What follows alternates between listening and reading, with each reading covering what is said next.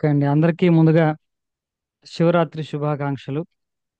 ఈరోజు మన సత్సంగ సభ్యులు 25 మంది వరకు ఉన్నారు. వాళ్ళెవరూ రాలేకపోయారు. పొద్దున్నే వాళ్ళని నేను పర్సనల్‌గా కలిశాను. కాబట్టి వాళ్ళు అప్పుడు చెప్పారు, "ఏదో టెంపుల్‌లో ప్రోగ్రామ్ పెట్టామండి ఈరోజు. మాకు దానికి రావడం కుదరదన్నారు." వాళ్ళకు ఇవ్వాల్సిన గైడ్‌లైన్స్ వాళ్ళకి ఆల్రెడీ మనం పొద్దున్నే వాళ్ళతో మాట్లాడే నేనొచ్చాను. సరే, ఇప్పుడు కొత్తోళ్ళకి పూర్తిగా కొత్త అంటే ఈ సత్సంగం గురించి నేను ఒక చెప్పాలి మీకు. ఈ సత్సంగం అనేది శ్రీ గురు సత్సంగం అనే పేరుతో నేను సుమారు ఒక 5 సంవత్సరాలు ముందు నుంచి నేను ఈ సత్సంగం చేస్తున్నాను.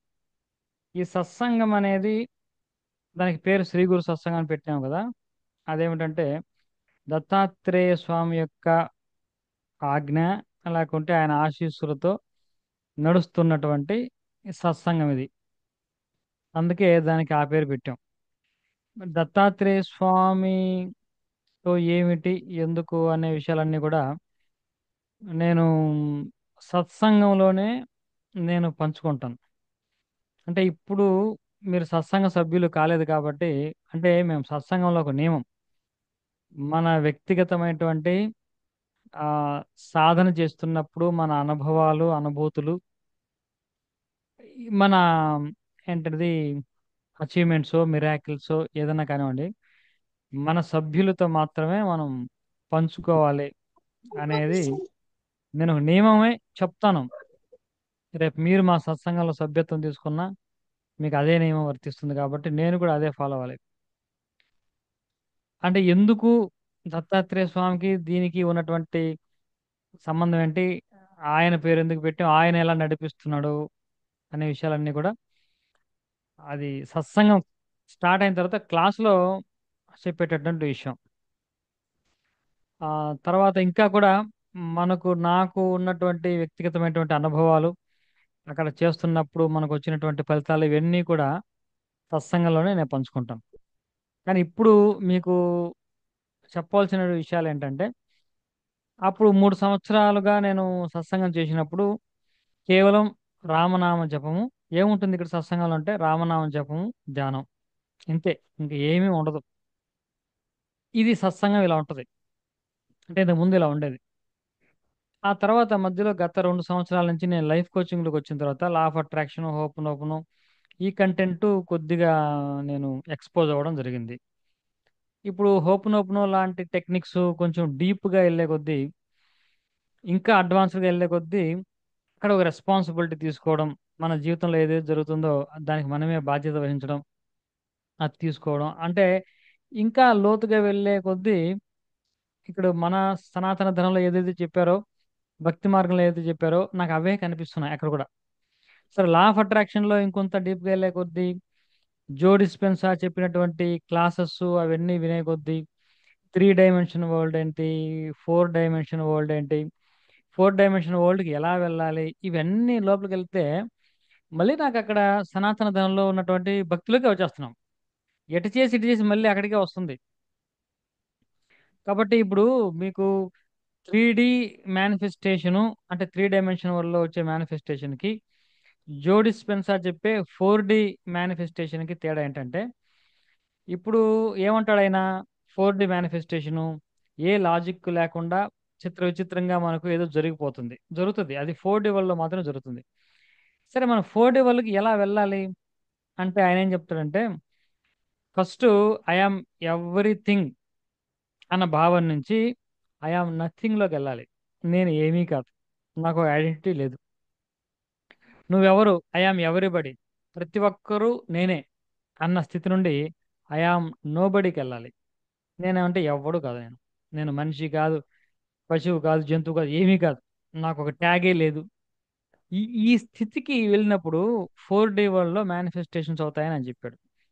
ఇప్పుడు ఋషులందరూ కూడా 4D వరల్డ్‌లోనే వాళ్ళెప్పుడు వాళ్ళ మైండ్ సెట్ అక్కడే ఉంటారు కూడా. 4D వరల్డ్‌లోనే వాళ్ళ కేర్ ఆఫ్ అడ్రెస్. కాబట్టే వాళ్ళకి ఏదైనా సరే చాలా అద్భుతాలు ఋషులు ఎందుకు చేస్తారు? మన కుంభమేళాలో కూడా చాలా మంది అక్కడ వచ్చినటువంటి నాగసాధువులు రకరకాల విన్యాసాలు చేయడం, రకరకాలుగా ఏదేదో చేయడం అనేది చూస్తారు. కొంతమంది అగ్గితో అగ్గి మీద కూర్చుంటారు, కొంతమంది ఇంకేదో చేస్తారు. అంటే రకరకాల విన్యాసాలు ఎలా చేస్తారంటే, అంటే వాళ్ళు 4D వరల్డ్‌లో ఎక్కువ ఉండడానికి చేస్తారు. అంటే వాళ్ళకు ఇక్కడ చూడండి, ఒక పెద్ద బ్యారియర్ ఉంది. మనకి ఏదన్నా ఒక సమస్య ఉంది అన్నాం అనుకోండి, సమస్య ఉంది అంటే నువ్వు 3D వరల్డ్‌లోనే ఉన్నట్టు లెక్క.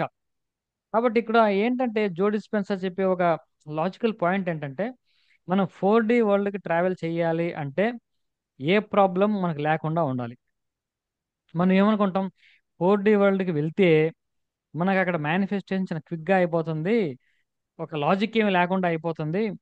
కాబట్టి 4D వరల్డ్‌కి వెళ్ళి మేనిఫెస్ట్ చేద్దాం అనుకుంటున్నాం. కానీ ఇక్కడ పెద్ద లాజిక్ రహస్యం ఏంటంటే, మీరు 4D వరల్డ్‌కి వెళ్ళాలంటే మీకు ఏ కోరిక లేకుండా ఉండాలి. మీకు కోరిక ఉంది, ఒక సమస్య ఉంది అంటే మళ్ళీ మీరు 3Dకి వచ్చినట్టే. 4Dకి వెళ్ళిన తర్వాత మళ్ళీ మీకు సమస్య గుర్తొచ్చినా మీరు 3Dలోకి పడిపోయినట్టే. కాబట్టి ఎటు చూసినా కూడా అందుకే ఈ రహస్యంతోనే మనకు సన్యాసులు, ఈ నాగసాధువులు, ఇటువంటి వాళ్ళు అద్భుతాలు చేస్తారు. వాళ్ళు ఏం కావాలనుకున్నా అది చేస్తారు. వాళ్ళ సంకల్ప శక్తి ఎక్కువ ఉంటుంది మనకంటే. ఇది అందరికి తెలిసిందే కదా. కానీ వాళ్ళకు సాధించాల్సింది ఏమి ఉండదు. అంటే ఒక ఆధ్యాత్మిక మార్గం తప్పిస్తే భౌతికంగా వాళ్ళు డబ్బు సంపాదించాలని కానీ, ఇంకోటి ఏదో కొత్త ఇల్లు కట్టుకోవాలని కానీ, కారు కొనుక్కోవాలని కానీ ఏమీ ఉండదు వాళ్ళకు. కానీ వాళ్ళకి సంకల్ప శక్తి విపరీతంగా ఉంటుంది. ఏదైనా సంకల్పం అవుద్ది. కొంతమంది అయితే ఆ, మనకు రకరకాల వస్తువులను సృష్టించడం, పంచభూతాలను జయించేస్తారు. అగ్గి ఏమి చేయదు, గాలి ఏం చేయదు, నీళ్ళు ఏమి చేయదు. ఆ స్థితిలో ఉండిపోయే సాధనలు కూడా చాలా మంది చేస్తారు. నీళ్ళల్లో మునిగి గంటలు గంటలు ఉండిపోతారు. అంటే వాళ్ళని ఏమీ చేయదు. వాళ్ళకి అంత శక్తి వస్తుంది. కానీ వాళ్ళకి ఏ కోరిక ఉండదు. చూసారా లాజిక్ ఇక్కడ ఎలా ఉందో? అంటే ఏ కోరిక లేకపోతేనే 4D వాళ్ళకి వెళ్తాం. మనకేంటి, ఒక కోరిక తీర్చుకోవడానికి 4D వాళ్ళకి వెళ్తున్నాం. ఓ కోరిక ఉంది అంటే 4Dకి అసలు అడుగు కూడా పెట్టామని అర్థం. ఇది ఒక రహస్యం. ఈ పాయింట్ అర్థం చేసుకోకుండా చాలా మంది మేము 4Dకి వెళ్ళాలి, 4D వరల్డ్లో మనం మేనిఫెస్టింగ్ చేయాలనుకుంటాం. 4D వరల్డ్కి వెళ్ళాలంటేనే eligibility, basic eligibility, you have to become nothing, you have to become nobody, you have to become nowhere. ఎక్కడ ఉండకూడదు, నో వేర్. ఎవ్రీవేర్ నుంచి నో వేర్కి వెళ్ళాలి, ఎవ్రీబడి నుంచి నో బడీకి వెళ్ళాలి, ఎవ్రీథింగ్ నుంచి నథింగ్ వెళ్ళాలి. ఇది కాబట్టి ఇది ఎందుకు చెప్తున్నాను ఇప్పుడు అంటే, ఇవన్నీ చూసినప్పుడు నాకు మళ్ళీ ఈ భక్తి మార్గం ఇక్కడ ఈ ఇక్కడికే వచ్చేస్తున్నా. ఇక్కడి నుంచి అక్కడికి వెళ్ళడం ఈజీ మళ్ళీ. ఒక సత్సంగ భక్తి మార్గం నుంచి ఒక భగవంతుడికి ఒక శరణాగతి చేస్తూ దానికి వెళ్ళడం చాలా తేలిగ్గా ఉంది. ఓపెన్ ఓపెన్ కూడా అడ్వాన్స్ లెవెల్లోకి తీసుకెళ్ళినప్పుడు మన భక్తి మార్గంలో ఉన్న వాడికి ఆ అంటే శరణాగతి చేసేవాడికి ఓపెన్ ఓపెన్ చాలా ఈజీ అవుతుంది. ఈ విధంగా అన్ని చూస్తుంటే మనకు భక్తి మార్గంలోనే ద్వారానే ఈ లా ఆఫ్ అట్రాక్షన్ ఓపెన్ ఓపెన్ చాలా ఈజీ అనిపిస్తూ ఉంటది. కానీ కేవలం భక్తిలో మాత్రమే ఉన్న వాళ్ళకి కొన్ని మైనస్లు ఉంటాయి. ఏంటంటే ఎమోషన్ లెవెల్లో వాళ్ళు చాలా వీక్గా ఉంటారు. ఫీలింగ్స్, ఎమోషన్స్ బాగా వీక్గా ఉంటారు. అందులోని కాదు, కొంతమంది చెప్తున్నారు. కానీ దాన్ని మనం అధిగమించి ఇటు భక్తిలో ఉన్నటువంటి పవర్ని తీసుకొని మనకు ఎమోషనల్గా మన లా ఆఫ్ అట్రాక్షన్ ద్వారా లేకుంటే ఓపెన్ ఓపెన్ ద్వారా మనకు మనం తయారైనటువంటి ఎమోషనల్ స్టెబిలిటీని కూడా కలుపుకుంటే జీవితంలో అద్భుతాలు మనం సృష్టించవచ్చు. అందుకని నాకు ఇటు భక్తి మార్గము, ఇటు లా ఆఫ్ అట్రాక్షన్, లైఫ్ కోచింగ్ రెండు తెలియడం వల్ల నేను రెండింటిని కంబైన్ చేసి సత్సంగంలో, సత్సంగం ద్వారా ఇటువంటివి ఇవ్వాలన్న ఆలోచన వచ్చింది.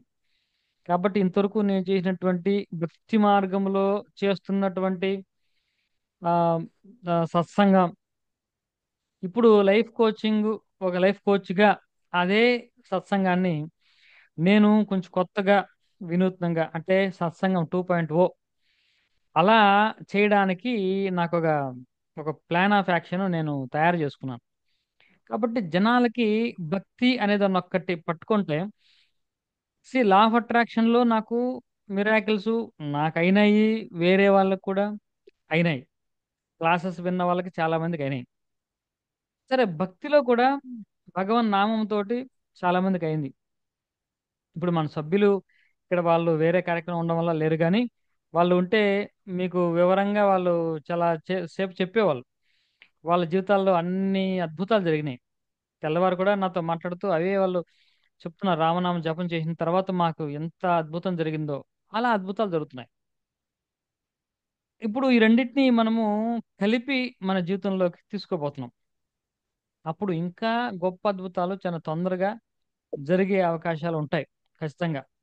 కేవలం భక్తిలో ఎలా జరుగుతుందంటే మీకు తేలిగ్గా అర్థం కావాలంటే, ఇప్పుడు విజువలైజేషను, అఫర్మేషన్ వల్ల ఏమవుతుంది మనకంటే ఇంటర్నల్ అలైన్మెంట్ 80% అవుద్ది. భక్తిలో ఉన్నవాడికి అంత ఇంటర్నల్ అలైన్మెంట్ ఉండొచ్చు, ఉండకపోవచ్చు, చెప్పలేం. కానీ law of attraction, Hooponopono practice ఈ ఇంటర్నల్ అలైన్మెంట్ అంటే ఏంటి అంటే, మనం చెప్పే మాటలు, మన యొక్క ఆలోచనలు, మన యొక్క బిలీఫ్ సిస్టమ్, మనం చేసే పనులు, ఇవన్నీ కూడా ఒక అలైన్మెంట్ లో ఉంటాయి. ఇప్పుడు భక్తిలో ఉన్నవాడికి ఇవి అలైన్మెంట్ లో ఉండక్కర్లేదు. భక్తి ద్వారానే వాళ్ళ యొక్క జపం చేయడంతో, లేకపోతే ఒక మంత్రాన్ని సాధన చేయడంతోటో వాళ్ళు మేనిఫెస్టేషన్ వాళ్ళు చేస్తారు, అందరూ చేస్తారు. అది ఎలా చేస్తారు అంటే, ఇక్కడ మనకి ఏదైనా మేనిఫెస్టేషన్ అవ్వాలి, లేకుంటే ఏదైనా సాధించాలి, కష్టం తొలగించుకోవాలి, కోరిక తీర్చుకోవాలి అనుకుంటే మనలో ఎబిలిటీ ఉండాలి దాన్ని తీర్చుకోవడానికి. మనము దానికి డిజర్వింగ్ గా ఉండాలి. రెండవది, భగవంతుడు లేకుంటే భగవంతుడు పక్కన పెట్టేయండి, ఈ యూనివర్సు లేకుంటే ఎక్స్టర్నల్ కండిషన్స్ అని చెప్పండి సింపుల్ గా, బయట పరిస్థితులు మనకు అనుకూలించాలి. ఈ బయట పరిస్థితులు అనుకూలించడం అంటే ఏంటి? బయట పరిస్థితులు ఎవరి చేతిలో ఉన్నాయి అంటే, మన సనాతన ధర్మం ప్రకారము వీళ్ళందరూ కూడా దేవతలు. ఇప్పుడు భగవంతుడు వేరు, దేవతలు వేరు.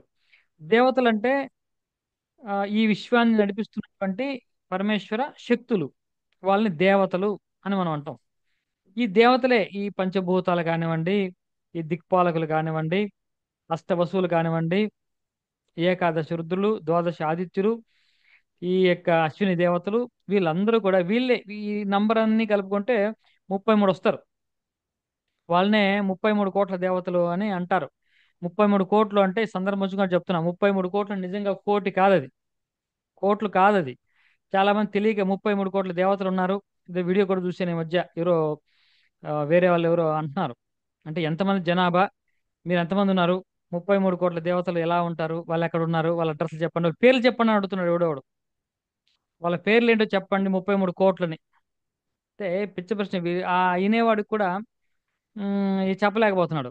33 కోట్ల సంస్కృతిలో కోటి అంటే రకము, కేటగిరీ అనేది అర్థం. 33 కోట్లు అంటే 33 రకాల దేవతలు ఉన్నారని అర్థం.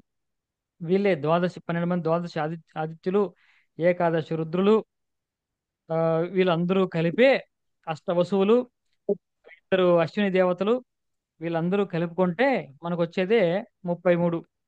వీళ్ళే 33 కోట్ల. కోటి అంటే కేటగిరీ, సమూహం, రకము అని ఓ, వాల్మీకి రామాయణంలో కూడా స్పష్టంగా ఉంది. ఇట్లా నంబర్ చెబుతూ వానరులు కూడా ఇటువంటి ఇది వల్ల వేల మంది, 33 వేల మంది ఉంటూ మరికొన్ని కోట్లు ఉన్నాయి అని చెప్తారు. స్పష్టంగా నంబర్ చెప్పి మరికొన్ని కోట్లు అంటే మరికొన్ని రకాలు ఉన్నాయని అర్థం. ఈ కోటి అనే అక్షరాన్ని సరిగ్గా అర్థం చేసుకోక. సరే, ఈ దేవతలు మనకు ప్రధానంగా గ్రహాలు. ఈ గ్రహాలు మన జీవితంలో ఖచ్చితంగా ప్రభావాన్ని చూపెడతాయి, మనకు అవునన్నా కాదన్నా. మనకు గ్రహాలు వాటి పని అటు చేస్తూ ఉంటాయి. మన యొక్క ఆలోచనలు మనకు ఫలితాలు ఇస్తూ ఉంటుంది. మనం చేసే పనులు మనకు ఫలితాలు ఇస్తూ ఉంటుంది. మన కర్మలు మనకి ఏదైతే ప్రారంధం కొద్ది రావాలనో అది మనకు ఫలితం ఇస్తూ ఉంటుంది. కాబట్టి మన జీవితం ఏంటి ఒకసారిగా ఇది ఎన్ని పాళ్ళు, ఎన్ని పాళ్ళు ఉంటుంది అని ఆలోచించి చేస్తే, మితేష్ కత్రి ఒక బుక్ లో ఇది స్పష్టంగా చెప్పాడు. గ్రహాల ప్రభావము, మనం చేసే పనులు, ప్రారంధము, మన యొక్క ఆలోచనలు, ఈ 4 సమపాలలో మన జీవితానికి ఇస్తూ ఉంటాయి. కాబట్టి మనము దీన్ని హోలిస్టిక్ గా చూడాలి లైఫ్ని ఎప్పుడు కూడా. సగం సగంగా చూడకూడదు. అంటే ఉదాహరణ మీకు తేలిగ్గా అర్థం కావాలంటే, తలకాయ నొప్పి ఉంది అని చెప్పేసి ఒక ఐ స్పెషలిస్ట్ దగ్గరికి వెళ్ళామనుకోండి, అతను ఏం చేస్తాడు? వెంటనే ఐ టెస్ట్ చేస్తాడు. డాక్టర్ శ్రావణికి బాగా తెలుసు. ఐ టెస్ట్ చేస్తాడు. అదే తలకాయ నొప్పి పేషెంట్ ఒక జనరల్ ఫిజిషియన్ దగ్గరికి వెళ్తే ఏం చేస్తాడు? ముందు బీపీ చెక్ చేస్తాడు, తిన్నది అరుగుతుందా, నిద్ర పడుతుందా, గ్యాస్ట్రిక్ ఉందా, అది ఉందా ఇది ఉందా అని చూస్తాడు. అంటే దాన్ని మనం హోలిస్టిక్ అప్రోచ్ అంటాం. Holistic approach. ఇప్పుడు తలకాయ నొప్పి రావడానికి కేవలం ఐసైట్ మాత్రమే కాదు. అంటే ఐ డాక్టర్ దగ్గరికి వెళ్ళాం కాబట్టి వాడు ఓన్లీ ఐసైటే చూస్తాడు. అంటే దేనికైనా ఒకటే మందు వాడి దగ్గర. ఒక జనరల్ ఫిజిషియన్ అయితే దాన్ని అన్ని రకాలుగా చూస్తాడు. తలకాయ నొప్పి ఎన్ని రకాలుగా రావచ్చు, అన్ని రకాలుగా అతను డయాగ్నోసిస్ చేసి దానికి ట్రీట్మెంట్ ఇస్తాడు. అది ఇప్పుడు మన సత్సంగంలో కూడా ఆ హోలిస్టిక్ అప్రోచ్ ఉంది. అంటే ఇప్పుడు నేను లైఫ్ కోచ్ ఎవరైనా వేరే లైఫ్ కోచ్ అనుకోండి, నేను చూశాను చాలా మంది వాస్తు కన్సల్టెన్సీ చేస్తూ ఉంటారు. మా అమ్మాయికి పెళ్ళవట్లేదండి, ఇది ఒకసారి ఇల్లు చూద్దాం చూడండి, అన్ని ఇంట్లోనే అంటాడు. అన్ని ఇంట్లోనే. మా మనవడికి సరిగ్గా వాడు చదవట్లేదండి, అల్లరి ఎక్కువ చేస్తున్నాడు, అయితే ఇంట్లో చూద్దాం ఉండండి ఏదో. అంటే అన్ని ఇంట్లోనే. అంటే ఈ వాస్తులోనే మొత్తము 100% సెట్ చేస్తాడు. అంటే నేను వాస్తుని తక్కువ అంచనా, నేను వాస్తు కన్సల్టెంటే కదా, అలాగే చెప్తున్నా నేను. అంటే వాస్తులో ప్రకారం ఉన్నవి ఉంటాయి. అంటే వాస్తులో లేనివి కూడా చాలా ఉంటాయి ఇక్కడ. ఈ లైఫ్ కోచెస్ ఏంటంటారంటే కేవలం ఆలోచనలు అంతే. మనకి ఏదొచ్చినా ప్రారంధం అనేది ఒకటి ఉండదు. ప్రారంధం వచ్చినా కూడా మన ఆలోచనలే కారణం, మనమే తెచ్చుకున్నాము, ఇది తప్పుడు ఒక నమ్మకం. ప్రతి దానికి అది మనమే మన జీవితంలోకి ఆహ్వానించాం. అది ఎలా అంటే మనం ఆహ్వానించడం అంటే ఏంటి, దాన్ని ఎలా అర్థం చేసుకోవాలి అంటే, ఒక బాస్కి వీడికి ఏదో గొడవ అయింది, వీడు కొంచెం ఎక్కువ అగ్రెసివ్ అయ్యాడు, వీడి యొక్క ఆలోచన విధానంతో అగ్రెసివ్ అయ్యాడు, బాస్తో గొడవ పెట్టుకున్నాడు, వాడికి రావాల్సిన పర్మిషన్ పోయింది. ఇప్పుడు ఇప్పుడు ఇది వాడు తెచ్చుకున్నాడు, అందులో సందేహమే లేదు. దీని గ్రహాలు కూడా ఏం చేయవు, దీని గ్రహాలతో సంబంధం కూడా లేదు. సరే, దానికి గ్రహస్థితి కూడా ఉంటే కారణం కూడా ఉండొచ్చు, ఆ గ్రహస్థితి వల్ల వీడు ఆ టైంలో అలా ప్రవర్తించి ఉండొచ్చు అనుకున్నాం. ఇప్పుడు ప్రతి దానికి ఒకటే మందులాగా అన్నిటికీ ఒక మనసు ఒక ఆలోచనలతోనే మనం చూడడం కూడా అది ఇన్కంప్లీట్ గానే ఉంటుంది. ప్రతిదాన్ని మనం హోలిస్టిక్ గా చూడాలి. అంటే ఇంకో ఎగ్జాంపుల్ చెప్తే మీకు అర్థమవుతుంది. ఒక వ్యాపారం చేస్తున్నాడు ఒకడు, వాడు వ్యాపారం ఎందుకు చేస్తున్నాడు అని మనం అడిగామనుకోండి, వాడు ఎందుకు చెప్పాడంటే రీజను ఇలా చెప్పాడు. నేను ఒక ఆఫీస్లో పనిచేసేవాడిని, నేను ఒక రోజు లేట్గా వెళ్ళాను. లేట్గా వెళ్తే బాసు నన్ను తిట్టాడు. అప్పుడు నాకు కోపం వచ్చింది. నువ్వు తిడితే నే పడేది ఏంటిలే అని, నీలాంటి బిజినెస్ నేనే ఓన్గా చేసుకుంటాను, నా డబ్బులు ఉన్నాయి, నా ఇష్టం. అప్పుడు నేను లేట్గా వచ్చిన ఎన్ని గంటలకు వచ్చినా నన్ను ఎవడు అడగడు కదా అని వీడు ఓన్గా బిజినెస్ స్టార్ట్ చేశాడు. ఈ ఆలోచనతో బిజినెస్ స్టార్ట్ చేసినాడు ఎలా చేస్తాడు చెప్పండి. వీడు ఎందుకోసం చేస్తున్నాడు, వీడు ఆలోచన విధానం ఏంటి అంటే, లైఫ్ కోచింగ్ గురించి చెప్తున్నా, లైఫ్ కోచ్ రోల్ ఎక్కడ వస్తుందో చెప్తున్నా. ఇప్పుడు వీడి ఆలోచన విధానం ఏంటి, వాడి మీద పంతంతో వీడు స్టార్ట్ చేశాడు. ఇట్లాంటి ఆలోచన ఉన్నప్పుడు సరిగ్గా టైంకి ఆఫీసు ఆ బిజినెస్ కూడా తెరవడం. అంటే బిజినెస్ చేసేవాడు మైండ్ సెట్ ఎలా ఉండాలి ఇప్పుడు, అక్కడ 8 గంటల జాబ్, 8 గంటల ఉద్యోగం.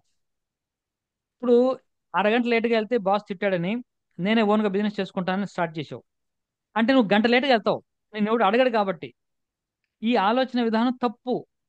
ఈ ఆలోచనతో నువ్వు బిజినెస్ స్టార్ట్ చేస్తే నీ ఆలోచన విధానం మార్చుకో అని చెప్తాం. ఇక్కడ గ్రహాలకి ఏం సంబంధం లేదు, ఇక్కడ ప్యూర్ లైఫ్ కోచింగ్ తోనే సంబంధం, మైండ్ సెట్ తోనే సంబంధం.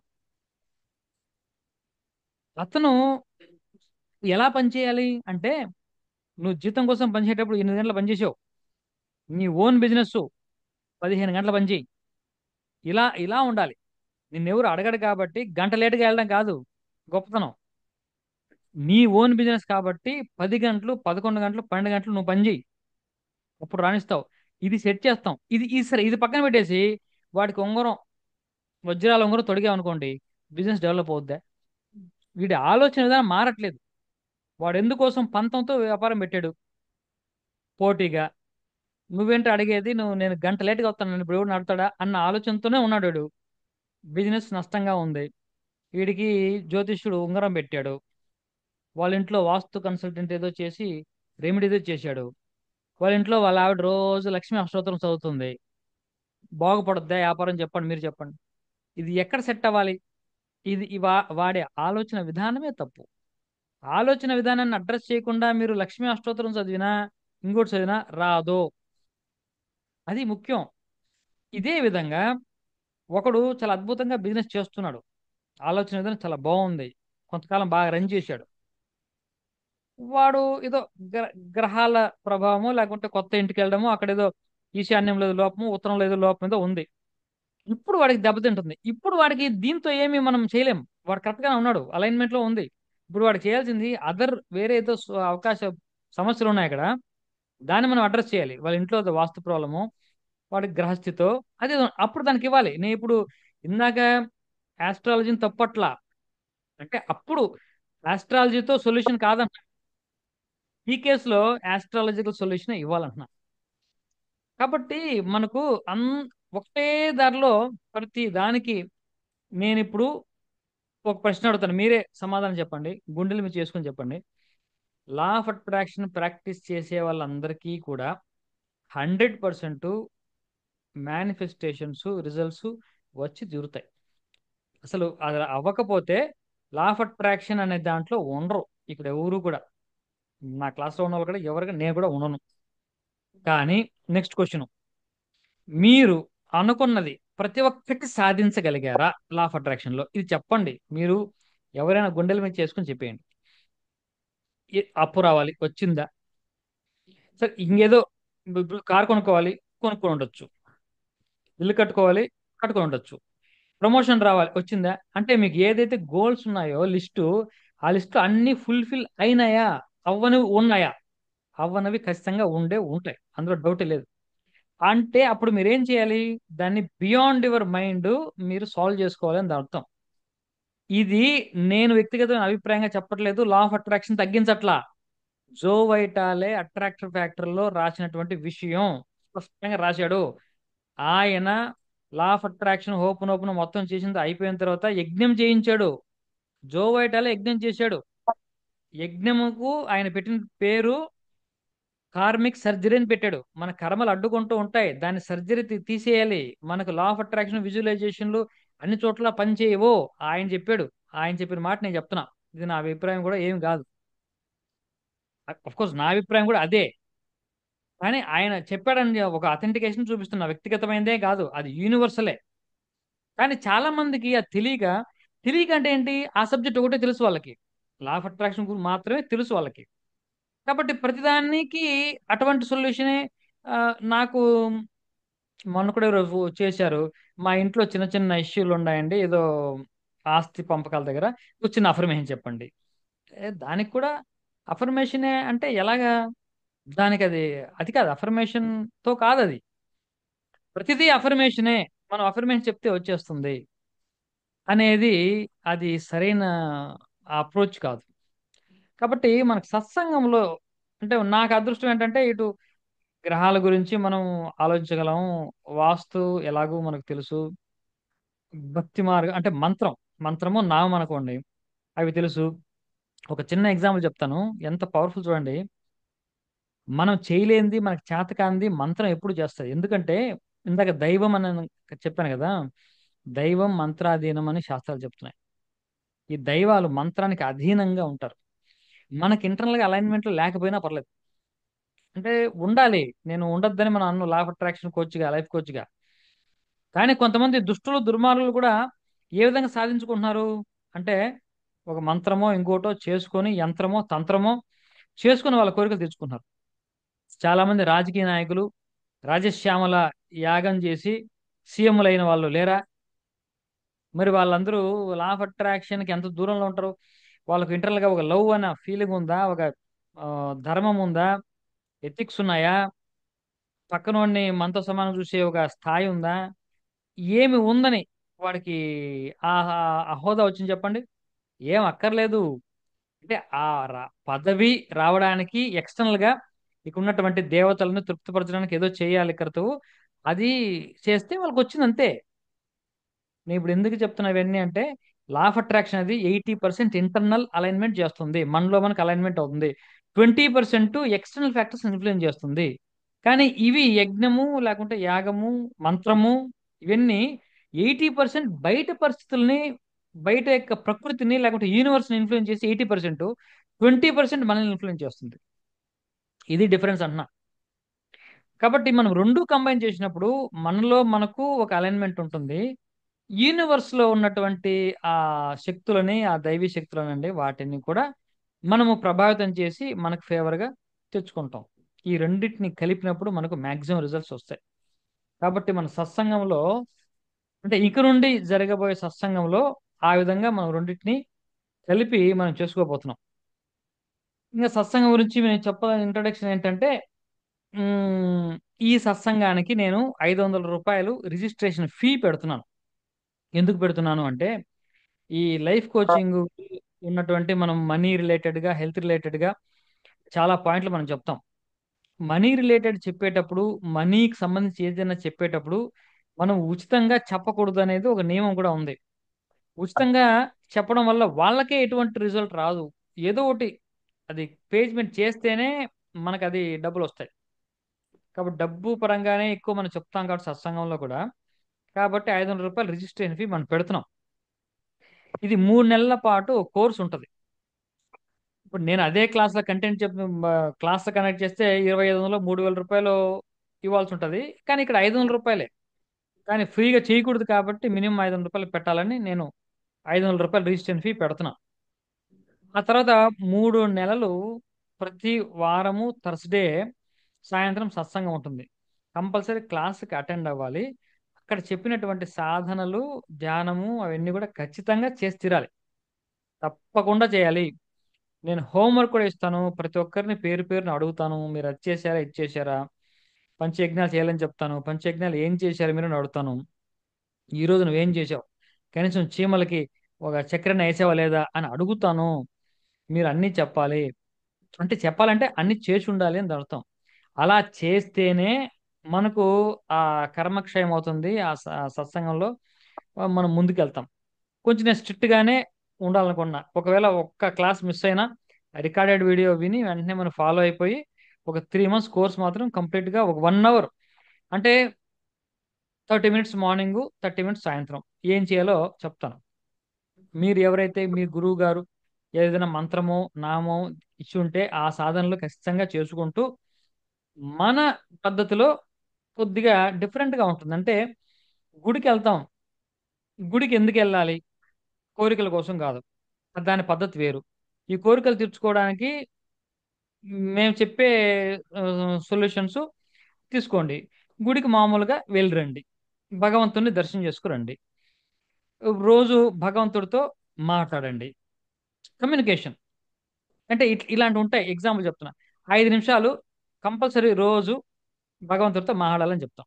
ఏం మాట్లాడాలండి ఆయనతోటి? మీరు మీకు తెలియట్లా, మీరు మీరు క్లోజ్గా, ఇప్పుడు చాలా మంది ఫ్రెండ్స్ ఉంటారు మీకు. మీరు ఎవరితో క్లోజు అని ఎలా చెప్తారు? ఇప్పుడు ఫ్రెండ్స్ కలిసి మీరు చదువుకుంటారు, మళ్ళీ ఎవరికి వాళ్ళు ఎటే వెళ్ళిపోతారు. మరి మీ క్లోజ్ ఫ్రెండ్స్ అంటే దాని అర్థం ఏంటంటే తరచూ ఫోన్ చేస్తూ ఉంటే క్లోజు, అంతే కదా? నెలకో 2 నెలలకో ఒకసారి ఫోన్ చేస్తూ ఉంటే, పలకరిస్తూ ఉంటే మనం క్లోజ్ అని అంటాం. దాన్ని బట్టే మనం క్లోజ్ అంటాం, పలకరిస్తూ మాట్లాడుతూ ఉంటే. మీరు ఎప్పుడైనా భగవంతుడితో మాట్లాడారా? చెప్పండి. మనం ఎప్పుడు మాట్లాడింది లేదు. మాట్లాడాలని కూడా తెలియదు మనకు. మేము సత్సంగంలో చెప్తాం, ఎలా మాట్లాడాలో చెప్తాం. మాట్లాడు. ఎందుకంటే నువ్వు మాట్లాడడానికి అంతకంటే నీకు సన్నిహితుడు, క్లోజ్ ఫ్రెండ్, ఫ్రెండ్ అనుకో, నువ్వు ఏ ఫీలింగ్ అయినా పెట్టుకో, ఇంకొకరు ఉండరు. ఫ్రెండ్ అన్నా సరే, నాకు నా భార్యో పిల్లలు అయినా సరే ఎంత దూరం ఉంటుంది. నా భార్య ఉన్నా పక్కన ఉంటుంది, పిల్లలు ఉన్నా పక్కన ఉంటారు. కానీ నాలోనే ఉన్నవాడు నాకు ఎంత క్లోజ్? అంతకంటే క్లోజ్ ఇంకోడన్నా ఉంటాడా నాకు? ఇది గుర్తించి నేను రోజు మాడుతున్నానా? ఒక 5 నిమిషాలు మాట్లాడలేనా? మాట్లాడు. నువ్వు నువ్వు ఏ చెత్త మాట్లాడినా తినేది ఆయన ఒకడే. ఇంకోటి, నాకు నచ్చింది నేను సోదేదో మాట్లాడతాను అంటే ఎవడు ఎండో భరించడు. నిన్నెవడు భరించడు. ఎవడికి వాడికి ఉంటది. నమస్కారం ఏంటి, నీతో మాట్లాడు, నేను నువ్వు నాతో మాట్లాడక అని మొహమాటంగా చెప్పేస్తారు. కానీ భగవంతుడు ఆ మాట అండు. ఆయన అనలేడు. ఆయన అనలేడు. నువ్వు మాడుతూ ఉండు, వాగుతూనే ఉండు. నువ్వు ఏం వాగుతావు వాగు, వింటాడు. కానీ కొంతకాలం తర్వాత గుర్తుపెట్టుకోండి, ఆయన కూడా మనతో మాట్లాడతాడు. వెంటనే మాట్లాడు, స్పందించడు. ముందు మనం వాగుతూ వాగుతూ వాగుతూ ఉంటే రోజుకి 5 నిమిషాలు ఏదో ఒకటి వాగు. కొంతకాలం తర్వాత ఆయన మనతో మాట్లాడతాడు. అది వినపడుతుంది, స్పష్టంగా వినపడుతుంది. అది అది అనుభవించాలి. అది అది మాట్లాడాలి. ఇలాంటివి. సో ఈ కమ్యూనికేషన్ డెవలప్ చేసుకోవడం, ఒక అఫెక్షన్ డెవలప్ చేసుకోవడం, ఒక దగ్గరతనాన్ని డెవలప్ చేసుకోవడం.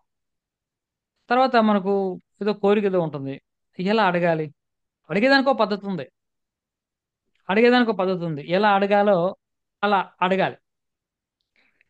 ఇప్పుడు ఇంకొకటి కూడా చెప్తున్నా. ఇప్పుడు మీ పిల్లలే ఉంటారండి. దూరంగా ఉంటారు.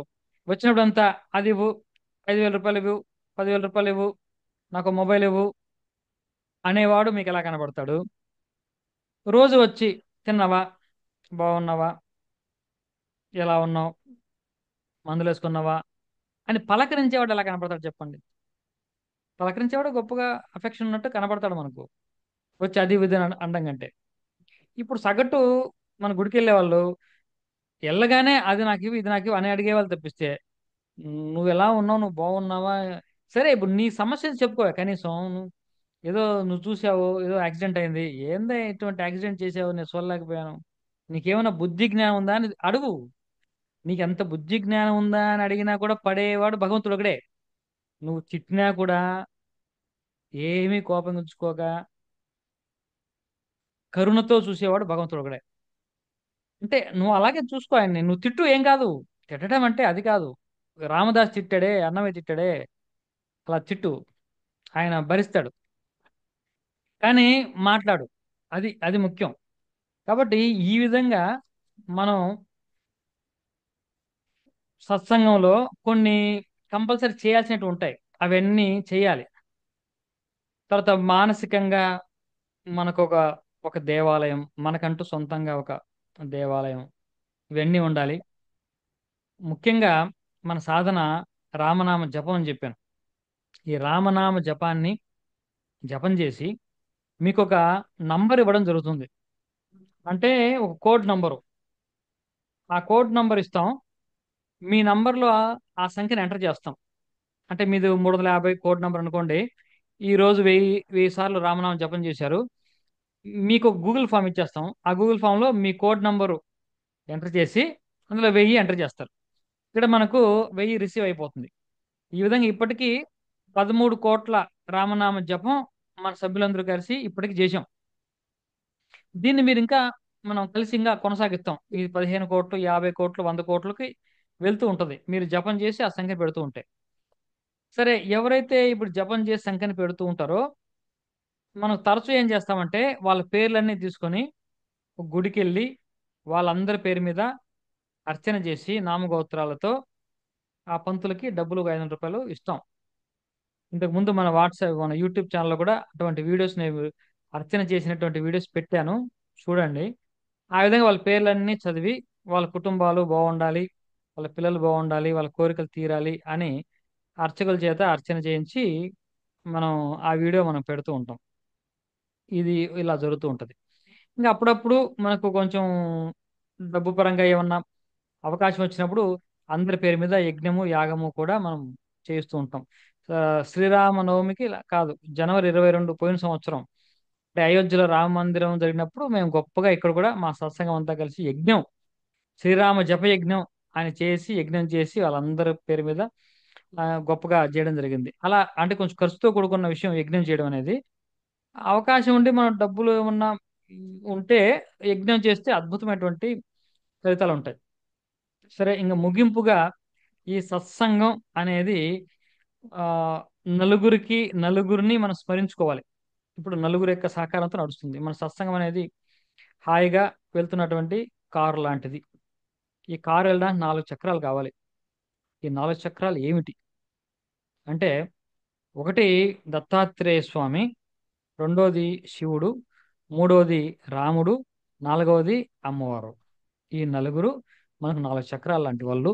లేకుంటే మనం కూర్చుంటే హాయిగా సత్సంగంలో కూర్చున్నట్టు 4 అంటే ఆ కాళ్ళు ఉంటాయి కదా, అవి. ఈ 4 మనకు స్టెబిలిటీ సత్సంగం. ఈ నలుగురు ఏం చేస్తారు మనకు అంటే, దత్తాత్రేయ స్వామి, రాముడు అనేది మనకు ఆ, లక్ష్యం చేరుకోవడానికి. రామనామం ద్వారా రాముడు. రాముడు అంటే కేవలం మీరు దశరథుని యొక్క కొడుకుగా రాముని చూడకండి. రామ ఏవ పరబ్రహ్మ అని చెప్తారు. రాముడు సాక్షాత్తు పరబ్రహ్మ స్వరూపం. ఆ మిగిలిన దేవతలందరూ కూడా రాముడి యొక్క అవతారము రాముడి యొక్క స్వరూపం. కాబట్టి రామతత్వం తర్వాత వివరంగా మనం క్లాస్లో చెప్పుకుందాం. కాబట్టి లక్ష్యం రాముడు. రాముడిని చేరుకోవడం. రాముడు అంటే ఆనందం. ఆనందమే మోక్షం. మీకు ఇది తేలిగ్గా అర్థం కావాలి. రామ అంటే దశరథుని కొడుకు ఊరికి వచ్చేయకండి ఎప్పుడు. రాముడు అనేది అది అది ఆ పదంలో ఉన్నటువంటి ఇది వేరు, ఆ నామంలో ఉన్నటువంటి గొప్పతనము విశేషం చాలా వేరు. లేకుంటే శివుడు సాక్షాత్తు పరమేశ్వరుడు భగవంతుడు రామనామం ఎందుకు చెప్తాడు? శివుడే భగవంతుడు కదా. మరి ఆయనకి రామనామం చెప్పాల్సినంత పొందేదే ఉంది. అక్కడ కొంచెం లోతుగా ఆలోచిస్తే అక్కడ రామనామం అంటే అది ఆ మామూలు నామం కాదు. అది సాక్షాత్తు ఇప్పుడు ఓంకారం ఉంది. ఓంకారం ఏ దేవునికి సంబంధించి చెప్పగలరా? ఏ దేవుడు ఓంకారం? ఓం గణేశాయ నమః అంటాడు, ఓం సరస్వతి నమః అంటాడు, ఓం రామాయ అన్నిటికీ ఓంకారమే. ఓంకారము పరబ్రహ్మ యొక్క వాచకము. పరబ్రహ్మ తెలియజేసే శబ్దం ఓంకారము. అదేవిధంగా రామనామం కూడా పరబ్రహ్మ నామమే. ఓంకారంలో ఏముందో రామాలో కూడా అదే ఉంది. అకార ఉకార మకారం, రకార అకార మకారం రెండిట్లో ఉన్నది ఒకటే. కాబట్టి ఓం అంటున్నాం, ఇక్కడ రామ అంటున్నాం. తేడా ఏం లేదు. ఇది అసలైనటువంటి విషయం. అందుకే రామనామాన్ని పట్టుకున్నాం. పెద్దలందరూ మనకు రామనామమే చెప్పండి, రామానండి ఎందుకు అంటున్నారు? చాలా విశేషం ఉంది ఇక్కడ. రామనామము రాముడి కంటే ముందు నుంచి ఉంది. రాముడితో ఏం రాలా, అంతకు ముందు నుంచి రామనామం ఉంది. కాబట్టి ఈ విషయాలన్నీ మనం సత్సంగంలో చూసుకుందాం. ఈ నలుగురు ఏం చేస్తారంటే రాముడు మనకు లక్ష్యం అని చెప్పాం. అంటే ఆనందం. రామ అంటే ఆనందం. ఆ ఆనందం మనకు లక్ష్యం. సరే, దాని వైపు ప్రయాణం. మనకు మార్గం ఎవరు అంటే దత్తాత్రేయ స్వామి మార్గం. మనల్ని మనల్ని చూపిస్తున్నటువంటి మార్గం ఎవరిచ్చారంటే మనకు దత్తాత్రేయ స్వామి ఇచ్చినటువంటి మార్గం. తర్వాత మూడోది శివుడి యొక్క పాత్ర ఏంటంటే దీనికి శివుడే గురువు. గురువు శివుడు. ఇక్కడ ఏ వ్యక్తి గురువు కాదు. బాగా గుర్తుపెట్టుకోండి. నన్ను కూడా మీరు గురువుగా చూడొద్దు అనే నేను చెప్తున్నాను. ఇప్పుడు మనము శివాయ గురువే నమః అనే మంత్రంతోనే మనం ప్రారంభం చేస్తాం. కాబట్టి రామనామం రకరకాల పద్ధతులు ఉన్నాయి. రామనామాన్ని జపం చేసే పద్ధతి. అందులో శివుడు ఒక పద్ధతి చెప్పాడు. ఆ శివుడు చెప్పిన పద్ధతే మనం సత్సంగం తీసుకుంది, స్వీకరించింది. కాబట్టి అది శివుడు చెప్పాడు. నేను మీకు అందరికీ రామనామ దీక్ష ఇచ్చినా నాకు మీకు అందరికీ ఆ శివుడు, ఆ రామలింగేశ్వర స్వామి ఈ నామదీక్ష ఇస్తున్నాడు అని చెప్పిస్తాను తప్పిస్తే నేను ఇస్తాను మీరు తీసుకోండి అనే మాట నేను చెప్పను. కాబట్టి మనందరికీ గురువు శివుడు. కాబట్టి ఆయన గురువు. గురు అనుగ్రహం ఉంటేనే మనం ఏదైనా మార్గంలో ముందుకెళ్తాం. కాబట్టి శివాయ గురవే నమః అనేది చాలా చాలా ప్రధానం. గురు అనుగ్రహం లేకపోతే ఏం చేయలేం. దత్తాత్రేయ స్వామి ఆది గురువు, మనకు మార్గం చూపిస్తున్నది అతనే, నడిపిస్తున్నది అతనే. మరి ఇప్పుడు అమ్మవారు ఏం చేస్తారు అంటే మార్గంలో నడవడానికి కావాల్సినటువంటి శక్తిని, రక్షణని కల్పించేది అమ్మ. కాబట్టి ఈ నలుగురు మనకు ఉన్నారు. ఈ నలుగురి యొక్క అనుగ్రహం మనకు శ్రీ గురు సత్సంగంలో సంపూర్ణంగా ఉంటుంది. కాబట్టి ఈ నలుగురిని మనము నలుగురు మనకు రక్షణగా ఉంటారు. ఆ నలుగురు మనల్ని ఈ మార్గంలో ముందుకు తీసుకెళ్తూ ఉంటారు. కాబట్టి శ్రీ గురు సత్సంగం ద్వారా ప్రధానంగా మనం సాధించబోయేది ఏమిటంటే యోగం. యోగం అంటే ఏంటంటే భగవద్గీతలో కృష్ణుడు చెప్తాడు అర్జునుడికి, ఆ, తపస్విభ్య అధికో యోగి, జ్ఞానిభ్య అధికో యోగి, కర్మిభ్య అధికో యోగి. ఆ, అంటే దాని అర్థం ఏంటంటే కర్మ చేసేవాడి కంటే, అంటే కర్మయోగంలో ఉన్నవాడి కంటే, ఆ, జ్ఞాని కంటే, తపస్సు చేసేవాడు కంటే యోగి అధికుడు, గొప్పవాడు. తస్మాత్ యోగి భవ అర్జున. కాబట్టి యోగివిక అర్జున అని అర్జునుడు చెప్తాడు. ఆ యోగం ఎలాగా అని కృష్ణుడు అర్జునుడిని అడిగినప్పుడు ఇంక మొత్తం చెప్పిన 18 మార్గాలు, 18 యోగాలే చెప్పాడు. భక్తి మార్గం చెప్పలా, భక్తి యోగం చెప్పాడు ఆయన. కాబట్టి అప్పుడు అర్జునుడు ఇంకోటి కూడా అడిగాడు, మరి నేను యోగంలో ప్రవేశిస్తాను, మరి సిద్ధి పొందకుండా నేను ఈ శరీరం వదిలేస్తే నా పరిస్థితి ఏంటి అని అడిగాడు. అప్పుడు కృష్ణుడు ఏం చెప్పాడంటే సుషీనాం శ్రీమతాం గేహే యోగ భ్రష్టోభిజాయతే. అప్పుడు ఏం చెప్పాడంటే నాయన, ఎవరైతే యోగ మార్గంలో అడుగు పెడతారో వాళ్ళకి ఇంకా పతనం అనేది ఉండదు. ఒక్క జన్మ కూడా పతనం ఉండదు. వాళ్ళకి నరకం ఉండదు. వాళ్ళకి పాపాలన్నీ కూడా ప్రక్షాళన చేయబడుతుంది. వాళ్ళు కొన్ని వేల సంవత్సరాలు దివ్యలోకాల్లో ఉండి మళ్ళీ ఒక మంచి శుచీనాం శ్రీమతాం గేహే, మంచి ఐశ్వర్యవంతమైన కుటుంబంలో, మంచి శుచి శుభ్రత కలిగినటువంటి కుటుంబంలో జన్మ తీసుకొని కొంతకాలం ఆ ప్రారంధాన్ని ఏదో అనుభవించి మళ్ళీ ఈ మార్గంలోకి వాడు వచ్చేస్తాడు. మళ్ళీ సిద్ధి పొందుతాడు. ఒకవేళ పొరపాటున ఆ జన్మ కూడా సిద్ధి పొందకపోతే ఏం నష్టం లేదు. మళ్ళీ వేల సంవత్సరాలు భోగాలు అనుభవించి మళ్ళీ శుచీనాం శ్రీమతాం గేహే యోగ భ్రష్టోభిజాయతే, మళ్ళీ ఆ జన్మలో అయినా సరే మళ్ళీ అంటే ఇక్కడ ఇంకెక్కడ పోడు. ఒక్కసారి మనము ఢిల్లీ వెళ్ళే ట్రైన్ ఎక్కామా, అడుగు పెట్టామా, ఈ రోజు రేపు లేట్, గంట లేటో అరగంట లేటో ఢిల్లీ వెళ్ళి తీరుతుంది. మనం ఏం చేయక్కర్లా. మనం చేయాల్సింది ఏంటి? ట్రైన్ ఎక్కడం. ట్రైన్ ఎక్కడం వరకే మన పని. ఎక్కిన తర్వాత అది తీసుకెళ్తుంది. ఇది యోగం. యోగంలోకి ప్రవేశించాలి. మేము శ్రీ గురు సత్సంగం యొక్క ప్రధాన ఉద్దేశం ఏంటంటే భక్తి మార్గంలో ఉన్న వాళ్ళని భక్తి యోగంలోకి తీసుకెళ్లడం. భక్తి యోగంలోకి అడుగుపెట్టినంత మాత్రం చేత మానవుడు పతనం అవ్వడు. ఇంకా నరకం ఉండదు. ఇంకా పాపం వాళ్ళని అంటడం అనేది ఉండదు. జస్ట్ అడుగు పెడితే చాలు. చనిపోయే ఒక రోజు ముందు వాడు అదృష్టం కొద్దీ యోగ మార్గంలో అడుగుపెట్టినా ఇంక వాడికి మొత్తం సున్నా అయినట్టే. ఇది యోగ మార్గానికి మాత్రమే ఉన్నటువంటి ప్రత్యేకత. తర్వాత యోగ మార్గంలో ఉంటేనే మన కర్మలు ధ్వంసం అవ్వడం గురించి చాలా మాటలు చెప్పుకుంటూ ఉంటాం కానీ యోగ మార్గంలో ఉన్న వాళ్ళకి మాత్రమే కర్మ ధ్వంసం అవుతుంది. ఇది నా వ్యక్తిగత అభిప్రాయాలు కూడా తర్వాత ఉన్నాయి. నేను ఇప్పుడు నేను చెప్పను. నేను చెప్పాను కదా, మీరు సత్సంగ సభ్యులు అయినప్పుడు మాత్రమే నేను అవన్నీ పంచుకుంటాను. కాబట్టి నాకు కొన్ని నిదర్శనాలు మేబీ ఇలా 10 మందికి చెప్పాలి కాబట్టి నాకు కొంచెం స్పష్టత వచ్చి నా జీవితంలో అనుభవం అయిందో నాకు తెలియదు. అవన్నీ కూడా మీకు స్పష్టంగా చెప్తాను. అప్పుడు కర్మ ఎలా ధ్వంసం అవుతుందో మీరు తెలుసుకోవాలి. కర్మ ధ్వంసం అవడం మనకు తెలుస్తుంది. అది అయితేనే కదా మనం యోగంలో ఉన్నట్టు, లేకుంటే యోగం ఎక్కడిది. కాబట్టి భక్తి మార్గం నుంచి భక్తి యోగంలోకి తీసుకెళ్లేదే శ్రీ గురు సత్యం యొక్క ప్రధానమైనటువంటి ఉద్దేశం. మీరు ఆసక్తిగా ఉన్న వాళ్ళు మీరు ముందుకు వస్తే రూ. 500 ముందు కట్టండి. రిజిస్ట్రేషన్ ఫీజు అనుకోండి. దీనికి మళ్ళీ ఉచితంగా మీకు ఒక జపమాల, రామనామము, శివనామము రెండు రాయడానికి కొన్ని పేపర్లు, ఒక చిన్న నోట్బుక్ పంపిస్తాం పోస్ట్ లో. నోట్స్ రాసుకోవాలి. ప్రతి క్లాసు నోట్స్ రాసుకోవాలి. నేను నెక్స్ట్ డే క్లాస్ ఏదో ట్యూషన్ లా ఉంటది. ఇక్కడ కేవలం ఏదో మంచి పురాణం చెప్పి ఈరోజు మంచి కథ చెప్పారు, బాగుంది, వెరీ గుడ్, మంచి కథ, హ్యాపీ కాదు. కథలు కాదు, సాధన, ప్రాక్టీస్. ఆ చేయడానికి ఏమేం కావాలో చెప్తూ ఉంటాను. అది మీరు నోట్ చేసుకోవాలి. మధ్యలో అడుగుతూ ఉంటాను కూడా. ఇలా ఉంటుంది సత్సంగం యొక్క స్వరూపం. ఇంతవరకు మీకు ఏమైనా డౌట్స్ ఉంటే మీరు అడగండి. నేను చెప్పాల్సినటువంటి ఇంట్రడక్షన్ నేను ఇచ్చాను.